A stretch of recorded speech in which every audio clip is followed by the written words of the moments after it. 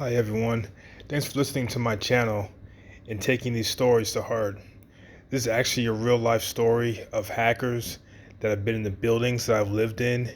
Somehow they've hacked into my cell phone and my PC.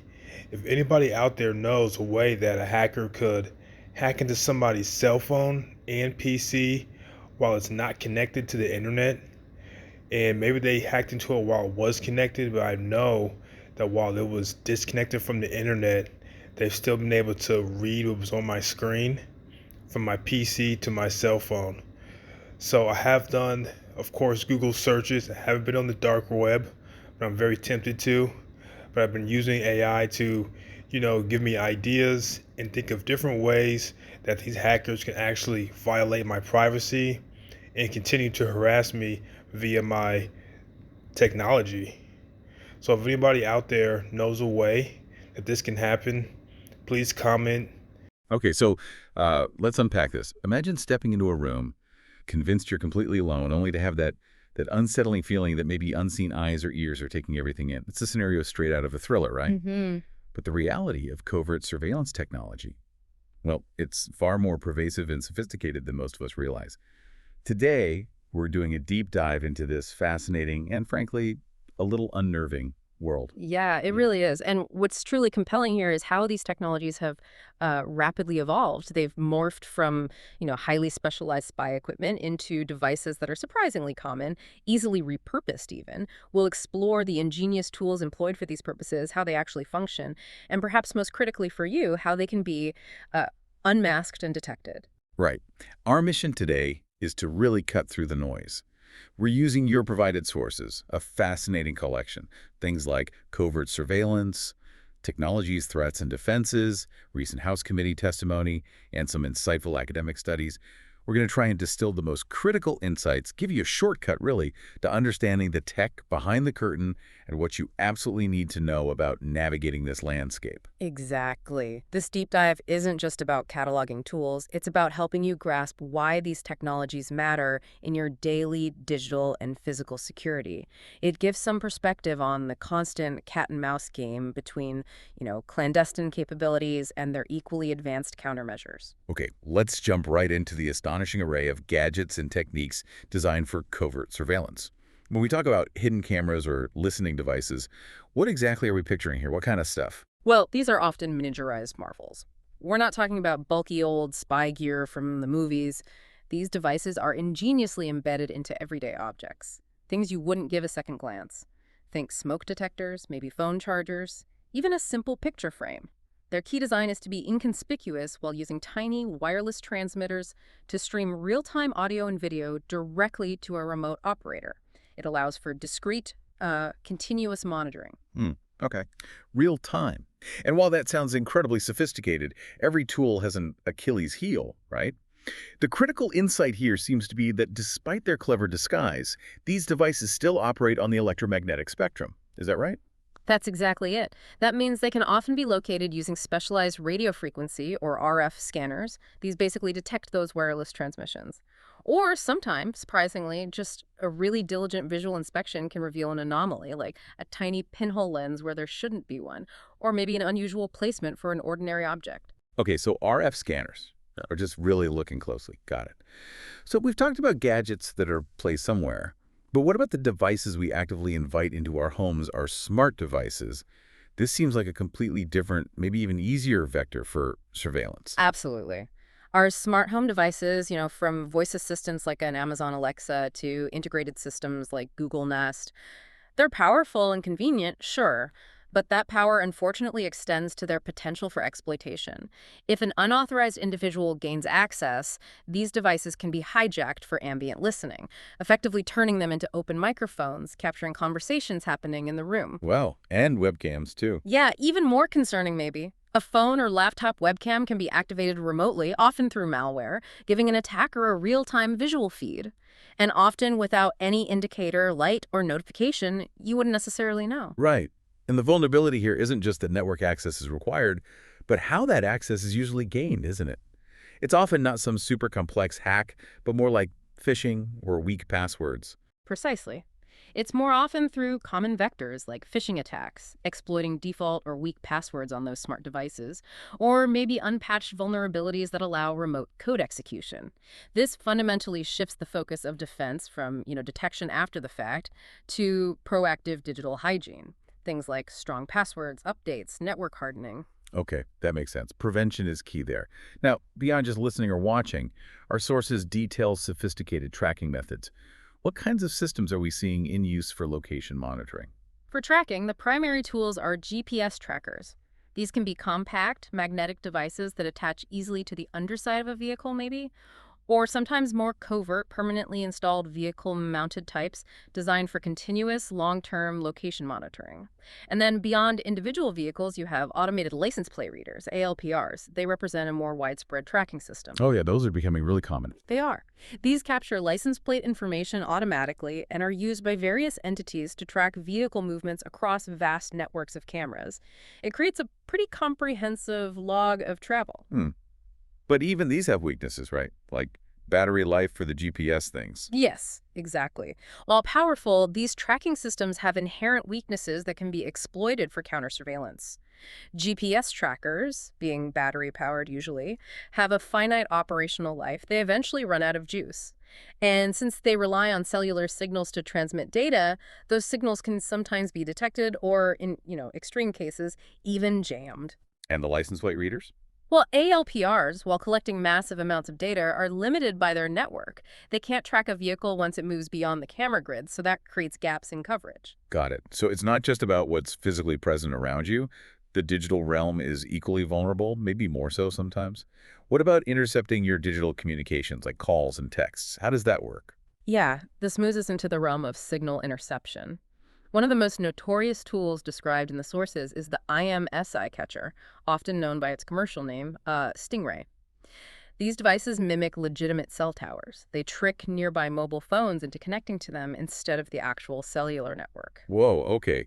So your phone thinks it's talking to a normal tower, but it's not. Exactly. Once a phone connects, the IMSI catcher can intercept calls, text messages, and even gather identifying information about the device itself, like the IMSI number.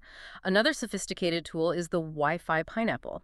This creates a rogue Wi-Fi hotspot, basically. It's designed to perform man-in-the-middle attacks, intercepting and often modifying all traffic passing through that Wi-Fi network. That sounds incredibly invasive. But surely that leaves traces. It does, and what's critical for investigators, and a key vulnerability for those employing these tools, is that these types of signal interceptions almost always leave discernible digital traces, usually in network logs. While the interception might be covert in real time, it generates a digital footprint, anomalous connections, unusual data routing, things like that. That stuff can be uncovered through meticulous forensic analysis. It makes long-term, undetectable use exceptionally challenging, providing a pathway to unmasking the operation. Okay, so digital breadcrumbs. Good Yeah. to know. This next category sounds like something pulled straight from a speculative fiction novel, psychological manipulation. What are these directional audio devices or subliminal messaging tech all about? That sounds pretty wild. It is. This is where covert operations become truly unsettling, perhaps. Directional audio devices, things like long-range acoustic devices or LRDs, often used in crowd control, or highly specialized laser microphones. They're engineered to project sounds or even whispers directly to a targeted individual. Directly, so only one person hears it. That's the idea. The remarkable part is that ideally only the target hears it. Others nearby remain oblivious. This can create a deeply disorienting and psychologically impactful experience. It could potentially deliver subtle messages or just induce a sense of paranoia. Then there's subliminal messaging technology, which uses ultrasonic carriers frequencies specifically beyond human hearing, typically between, say, 24 kilohertz and 18 kilohertz. So you can't actually hear it. Correct. These inaudible frequencies are used to embed trigger phrases or sometimes send silent SMS messages that can remotely activate a device's microphone without any notification on the target's phone. That's disturbing. Yeah. But does it actually work reliably? Well, it sounds incredibly potent, yet these technologies also face significant counter-challenges. For directional audio, precise targeting is absolutely essential.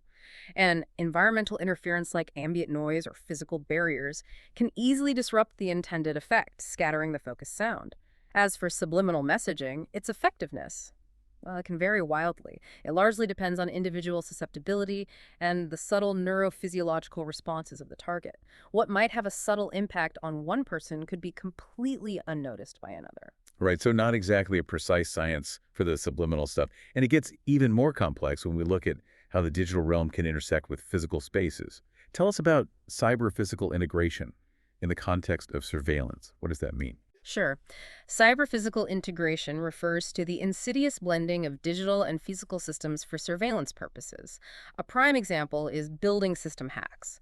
Attackers can compromise access control systems to covertly manipulate doors or elevators, potentially trapping, rerouting, or even isolating individuals within a structure. They could also subtly alter smart thermostats or lighting systems to create environmental stress or discomfort, impacting a target's physical and mental well-being over time. Wow, manipulating the environment itself. Exactly. Furthermore, military-grade tools elevate this significantly. RFID skimmers, for instance, can clone key cards, granting unauthorized access to highly secure locations like government buildings or even military bases. And thermal and electromagnetic imagers, they can literally detect movements and even body heat signatures through walls, providing a clear picture of activity inside a building without ever physically entering. And walls. Okay. But surely using that kind of high-tech gear leaves traces too. This seems risky. Absolutely. The profound risk for any unauthorized user of these sophisticated tools is that they almost invariably leave forensic trails, whether it's digital logs from a compromised building system showing anomalous access, or unique energy signatures detected from an advanced imager, or the data residue from a cloned RFID card. These activities generate traceable evidence. This makes it incredibly difficult for those using them maliciously to remain truly invisible in the long run. Physical security audits and digital network forensics are specifically designed to uncover these anomalies and expose the perpetrators. Okay, so even the most advanced stuff isn't foolproof. Not usually, no. If we connect this to the bigger picture, understanding these technologies is really only half the battle. The crucial next step is knowing how they're detected. This raises an important question. What methods are employed to unmask these covert operations, particularly by law enforcement or cybersecurity experts? That's the crucial pivot, isn't it? Because understanding these capabilities is one thing. Recognizing them in the real world is another entirely. So how do investigators, or even concerned individuals, begin to unmask these covert operations? What are the tools on the other side? Right. Law enforcement and professional security teams employ several key methods. First, there's digital forensics. This involves meticulous analysis of device logs, network traffic, system registries, looking for any suspicious connections, unauthorized activity, or unusual data exfiltration patterns. Anything out of the ordinary. Okay, digging into the data. Exactly. Then we have RF spectrum analysis. This acts like an electronic bloodhound, meticulously sniffing out anomalous radio frequencies. Any signal transmitting that shouldn't be there, like a hidden camera's wireless video feed or maybe a clandestine microphone's audio burst. Finding the hidden signals. Makes sense. Then there's network monitoring. This is critical, continuously scrutinizing data flows for unusual patterns or, secret data leaving a network when it shouldn't be. And finally, physical sweeps. Using specialized thermal or electromagnetic detectors to help locate hidden devices that might be emitting heat or electromagnetic fields, even if they're cleverly concealed. So a combination of digital digging and physical searching. And a critical insight from the sources, particularly the House committee testimony, is that an astonishing 80% of covert surveillance relies on commercially available devices repurposed maliciously. That's right. It's a huge percentage. So this isn't always exotic, custom-built spy gear we're talking about. It's often everyday tech turned insidious, which must make detection both simpler in concept, it's just a normal device, but harder in practice because there are so many normal devices out there. Precisely. It's a double-edged sword. And this situation is further complicated by legislative gaps. For instance, inconsistent state laws on consent requirements for recording or surveillance create legal ambiguities and loopholes that can inadvertently enable abuse. It means the legal framework often struggles to keep pace with the rapid evolution and creative repurposing of these technologies. That creates a complex challenge for both law enforcement and individuals seeking recourse. Yeah, the law lagging behind the tech. Yeah. A familiar story. So what does all this mean for you, our listener? If you suspect you're experiencing something like this, something really strange and unsettling, what concrete steps derived from our sources can you actually take? Okay, this is important. The first and most crucial step is to document incidents meticulously. Write down everything with timestamps. What happened, when it happened, where you were, any unusual observations, anything that seemed out of place.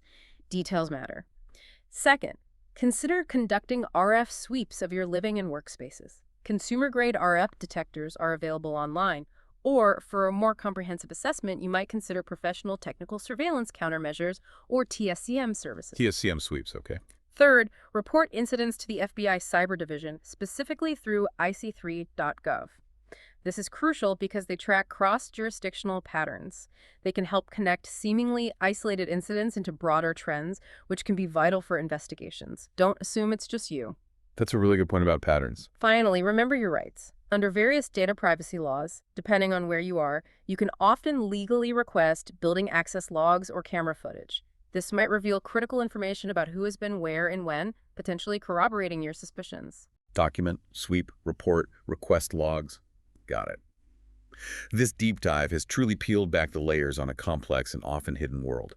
I mean, from miniature cameras and smoke detectors to sophisticated EMSI catchers mimicking cell towers, the technology out there is truly astonishing, both in its raw capability and, unfortunately, its potential for misuse. Indeed.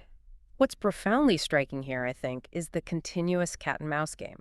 It's always ongoing between these covert technologies and the evolving methods to detect them.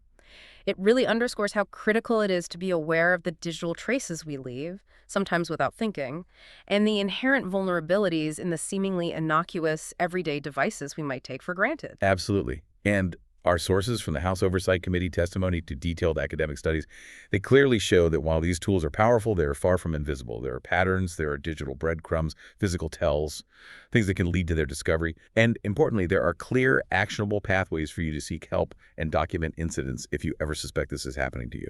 Which leads to a really important question, I think. As technology continues its relentless advance, how do we, as a society, balance the undeniable benefits of innovation with the imperative need for personal privacy and robust security?